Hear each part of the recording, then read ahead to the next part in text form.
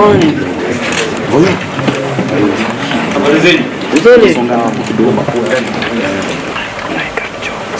good morning once again. The Transition Ad Hoc Committee, composed of 7 members, was established by the NEC on 21st December with the mission to ensure a seamless transition within the Federation. Our mandate was to assess the Federation internal system, focusing on human resources, financial management, and legal matters.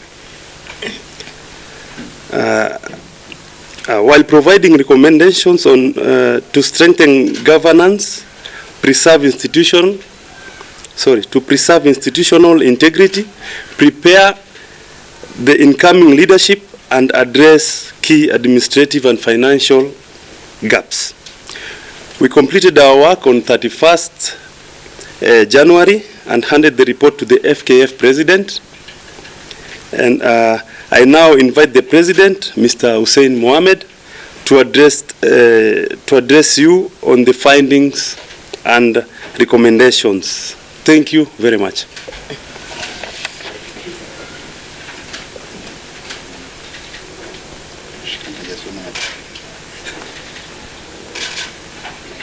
NEC members present, FIFA representatives who are today here as observers, and they are here for our induction program for NEC and the Secretariat. Stakeholders who are present, Hamjambo.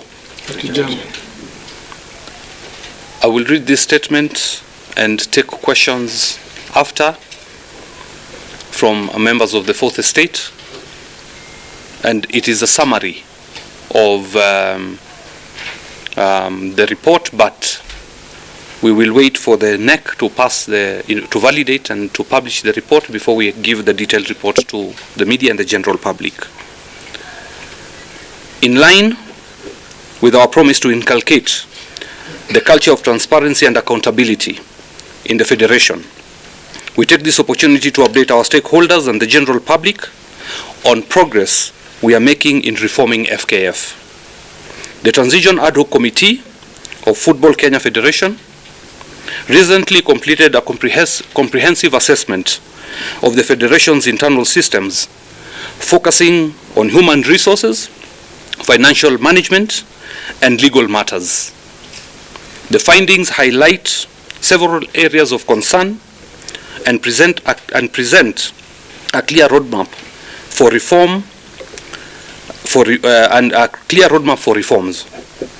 The mandate of the committee was established by FKF, by NEC members on the 21st, 2024, with a mission to ensure a seamless transition within the Federation.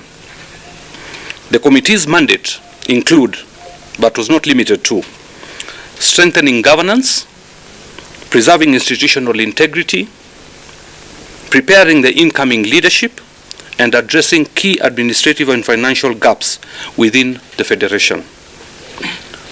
The key findings and areas of concern were: 1, the human resource processes and potential fraudulence of contracts of employees, which whereby one of the most critical findings concerning the HR processes within FKF was the assessment, and which the assessment revealed was there was significant gaps in the Federation's human resources systems, including lack of HR policies, and FKF, we realized, does not have HR policies and procedural manuals, leading to inconsistencies and inefficiencies in recruitment, employment contracts, and payroll management. Second thing was potential in fraud in terms of contractual obligations or having the right contracts with employees. FKF does not have HR policies, I've mentioned about that, but we also noticed there was a disturbing pattern of potential fraud and irregular recruitment practices within the Federation. Employment contracts were found to lack basic security features and were irregularly signed, raising serious concern over their authenticity. There was also a concern on the lack of defined salary grading system, causing pay inconsistencies and dissatisfaction and low morale amongst the employees within the Federation. The committee has recommended a full forensic audit to verify the authenticity of contracts, an overhaul of HR policies, and the introduction of standardized grading, salary grading systems.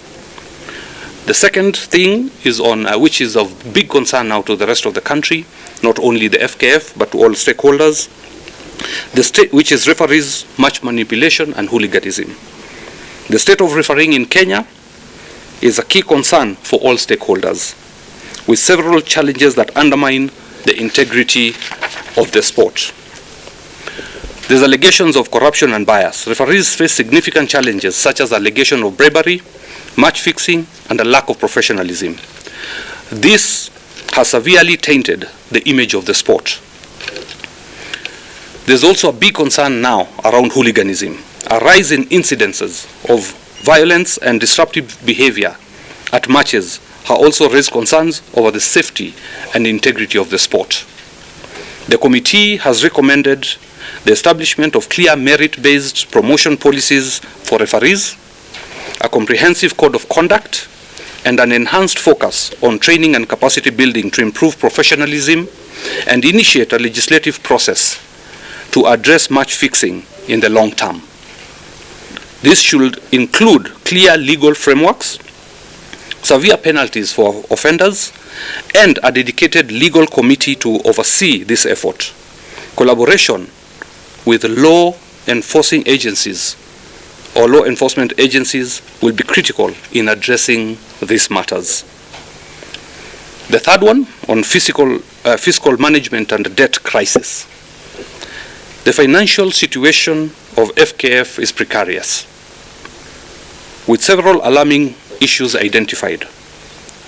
FKF operates over 16 bank accounts with unclear purposes and lack of transparency. 2 outstanding liabilities of FKF, and as of 31st of December 2024, the outstanding payables and amount to 383,940,846, almost 400 million shillings.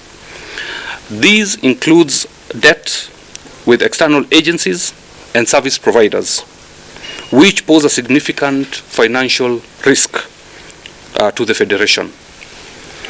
There's also a concern around disparity in the funding for youth football and women football in particular, with men's football, our senior teams, receiving the bulk of the funding and support from the resources gained at the Federation.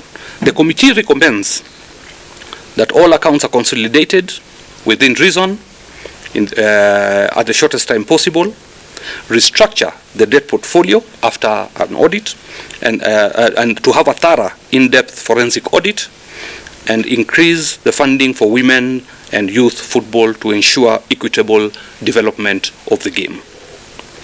The fourth item is on the legal status and ongoing cases at the Federation. FKF is facing numerous legal challenges with 21 ongoing cases related to the Federation's operations. These include disputes over previous elections, unpaid legal fees, and other contractual matters.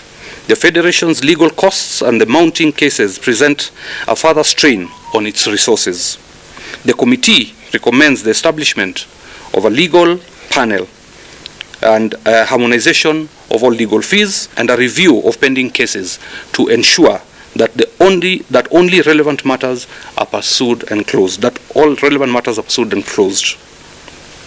There is also a push for more efficient and cost-effective dispute resolution mechanisms such as mediation and arbitration.